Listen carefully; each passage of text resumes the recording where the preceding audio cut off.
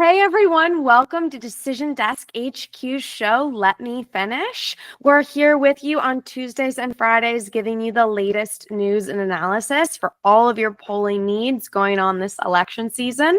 I'm Liberty Vittert, professor of data science at Washington University in St. Louis. And with me here is Michael Pruser, data analyst at Decision Desk HQ. So let's dive into the new polls we have this week. So first, we have a couple of national polls. We have NBC News, which has Trump at 48 and Harris at 48, a dead heat. CBS News with Trump at 48 and Harris at 51. And then we have an ABC News Ipsos poll with Trump at 47 and Harris at 49.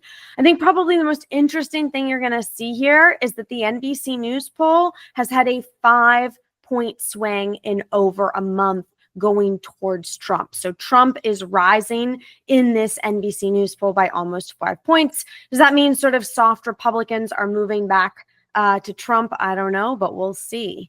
Next up, we have two of our key swing states with the New York Times Siena poll showing Trump at 51 and Harris at 46 in Arizona. So Trump inching ahead in Arizona. And then we have Pennsylvania with Trump at 47 and Harris ahead by 3 at 50.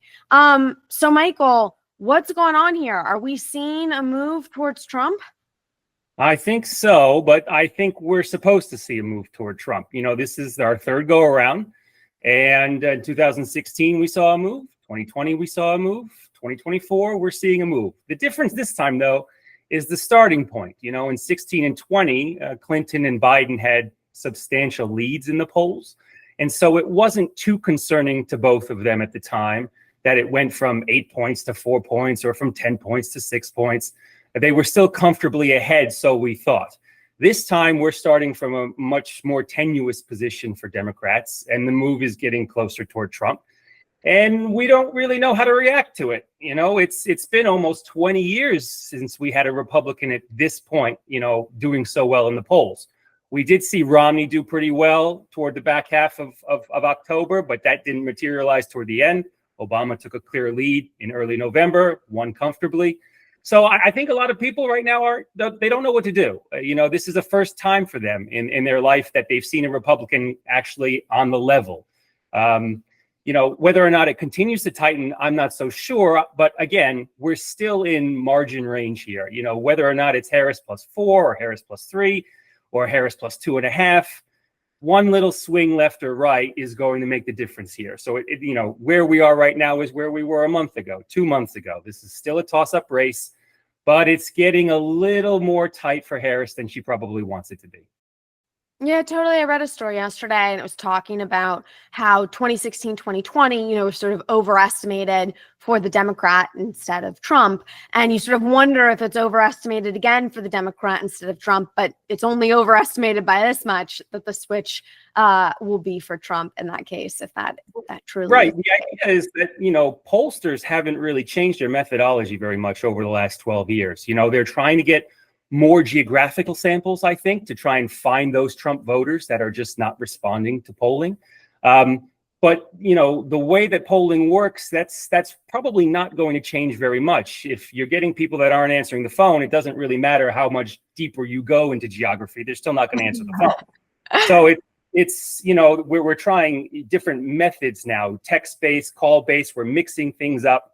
I'm confident that the polling this year is very similar to the last few cycles. So I think there's cautious optimism among Trump people that he's being underestimated and that he's probably ahead. And I think there's some worry from the Harris campaign that that's also true and that they're probably behind. And I think we see that leading up to, Kamala has decided to take an interview with Fox News. That surprised me. I really wasn't expecting to see that this late in the game, 3 weeks out. I would say that, from a point of view of what that means, I think that it means in a normal campaign, when you do something like that, that's sort of high risk, low reward, it signals you're behind, right? I feel as if it's something that you have to do. You don't do it unless you're desperate.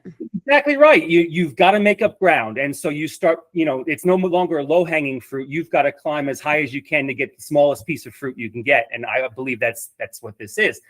But that's a normal campaign, Liberty. That's when campaigns are running smoothly and Trump is running well and Harris is doing the right things.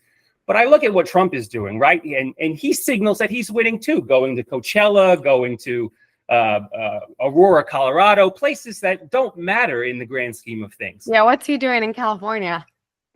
What's he doing in California? He doesn't belong out there. Some people think he's trying to win House votes. No, he's just trying to win the popular vote because he's Donald Trump and popularity matters.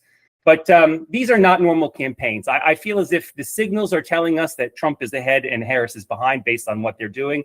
But I don't think that these are high quality campaigns. And I kind of I see both of these things as just crazy people doing crazy things. I think that each campaign has left a lot on the table, and they're just kind of grasping at straws here down the stretch because really they have so much money, they don't know what to do with it. And there's really nothing more that they can do other than, reaching out an olive branch to the middle sometimes and trying to pull in voters. And yeah, it's funny. I was looking at Trump at Coachella and I was like, well, that's a little bit nuts, but like I can see it just because he'd be so obsessed with everybody voting for him. But Kamala Harris choosing to go on Fox, I mean, who does she think she's going to turn out or get the vote of that's watching Fox? It was just sort of a crazy, risky move to me. But I mean, I guess you then have the question of, everyone says the old adage in politics, it's all about turning out the vote, the ground game. How do you get out the vote at this point? Are you really even targeting undecided voters or voters anymore? You just want your voters to get out and vote. And, Trump has sort of outsourced a lot of that to Elon Musk. And at the same time, everyone always says the Democrats are better. The Democrats have always been better at turning out the vote. Do you think that's happening here? I mean, do you think that the Democrats will be better at turning out a vote? They have Clinton on the trail, Bill Clinton, they have Obama on the trail. They're doing a lot of things to try to get out the vote.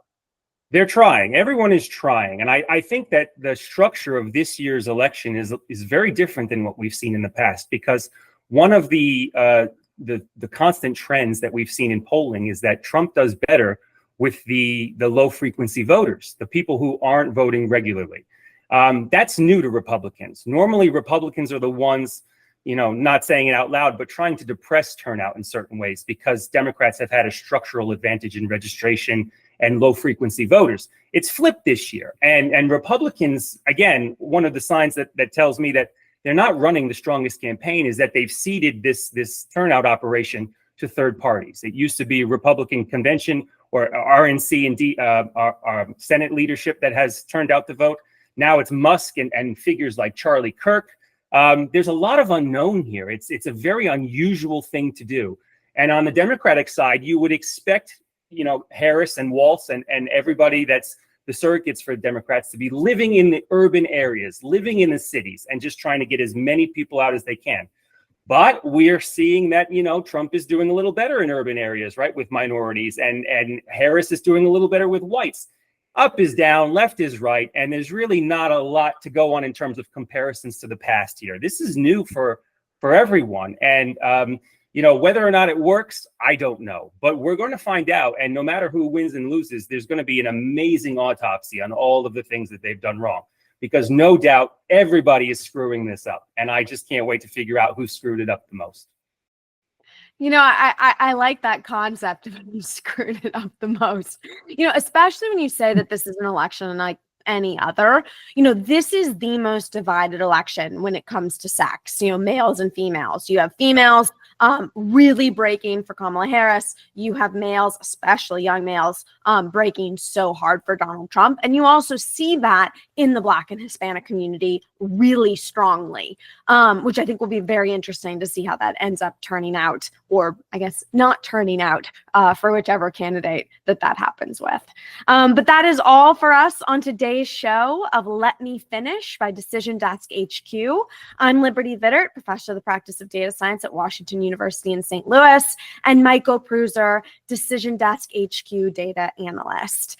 Thank you so much for being with us. We are here Tuesdays and Fridays, and then of course, we will be here on November 5th on election night until every single vote is counted. You will have a maybe compadre, I think is the word, of some of the greatest analysts and political minds discussing really what you should be looking at on election night, what's really going on until every single vote is counted and we know who the next president of the United States is. And we'll be here right there with you on November 5th. Thanks so much for watching.